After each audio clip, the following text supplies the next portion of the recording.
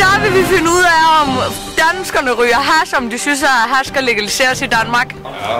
Hvorfor? Fordi at alle dem, der har prøvet, eller alle dem, der ryger hash, de kan få det alligevel, plus at samfundet vil få en enorm indtægt, hvis det bliver legaliseret. Det er rigtig godt. Har du prøvet at ryge hash? Ja.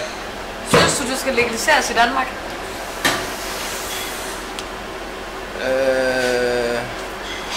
Muligvis.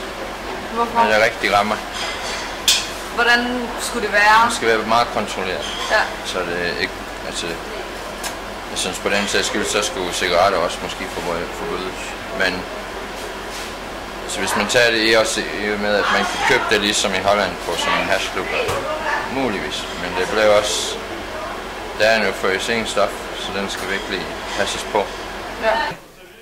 Synes du, det skal legaliseres i Danmark? Nej. Hvorfor? Fordi det er altså, ja, det synes jeg bare ikke. Det er noget, som folk ikke skal ryge. Jeg synes, det er et svært spørgsmål, fordi alle narkomaner for eksempel, de er jo startet med hash. Så på den ene side, så synes jeg ikke, det skal være tilgængeligt. På den anden side, så kunne jeg også godt se en fordel i at legalisere det, fordi det ville tage økonomien ud af det for de der bander, der lever af at sælge hash. Ikke? Det synes jeg er et kæmpe problem. Men som sådan, så synes jeg ikke, det skal være tilgængeligt, fordi alle narkomaner, de er startet med det. Har du prøvet at ryge hash? Nej, det har jeg aldrig prøvet før. Både ja og nej, fordi jeg tror, hvis det bliver lovligt, så er der alt for mange, der tager det. Så tror jeg, det bliver mere sådan normalt. Nej. Synes du, at hash skal legaliseres i Danmark? Nej. Hvorfor? Det er der ingen grund til. Prøv i hash? Jeg har prøvet det en gang, ja. Og det sagde mig ikke rigtig noget. Det var nogen, der sagde, at man fik sådan. Men det kunne jeg ikke mærke noget til. Nå. Og det var så det. Ja. Synes du, at hash skal legaliseres i Danmark? Nej, det skal det ikke, for det er en glidebane, der er lidt stærkere for de personer, som ikke har, hvad skal man sige, stopklodsen i sig selv. Som synes sådan en lille lyserød elefant inde i hjernen. Det er sjovt. Og så næste gang, så er det ikke nok med hash, så skal det måske noget stærkere til. Og så har vi glidebanen. Så nej, det skal man ikke. Kan det bruges under opsyn lægeligt, som kan smertestille nogle personer, som har noget kronisk, så ja, men ellers ikke. Jeg skal lige nu. Nej. Synes du, at det skal legaliseres i Danmark? Det vil være fint. Hvorfor? Det er jo ikke slemt, mand. Det er jo ikke slemt.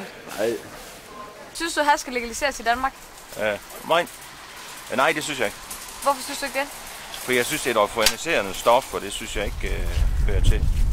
Der er mange, der ikke kan styre det. Ja. Så derfor synes jeg ikke, det skal legaliseres. Synes du, at hash skal legaliseres i Danmark? Nej, Hvorfor synes du ikke det? fordi det er et rusmiddel, ligesom alt andet, ikke også? Og det kan måske gøre en afhængig af nogle andre ting. Jeg ved det ikke, fordi jeg har aldrig prøvet jo. Nej. Jeg har heller aldrig røget, så det kan jeg heller ikke sige. Det er sikkert lige så slemt. Ja, jamen det er det. Ja, og lige så slemt at holde op med. Ja, lige præcis. Og det er problemet, altså det kan jo føre noget andet med, som er meget værre jo. Hvorfor? Fordi jeg synes ikke, det er lige så skadeligt som mange andre stoffer, som er lovlige i Danmark. For eksempel alkohol og selv håndkøbsmedicin og sådan noget. Har du prøvet at ryge hash? Nej, det har jeg ikke. Synes du, at det skal legaliseres i Danmark? Nej, det synes jeg ikke. Altså, jeg tænker lidt, at det er fordi, det får sådan et bredt omfang, at man ikke kan styre det.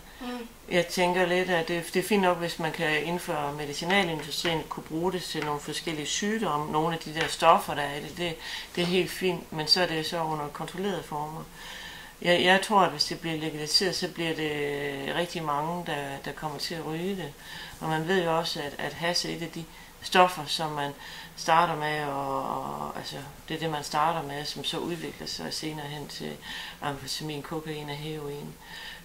Jeg tror, i og med, at det bliver lettere tilgængeligt, så er der flere, der prøver det. Og flere, der måske kommer ud i et misbrug. Og det har jo alle de der følger, som man kan sige, at mange af dem, der er ude i et misbrug, de har jo svært ved også at koncentrere sig om skolen, og måske også senere hen et job. Og det har jo mange konsekvenser ved det, at være afhængig af at bruge hash. Vi konkluderer, at der er meget uenighed omkring legalisering af hash i Danmark.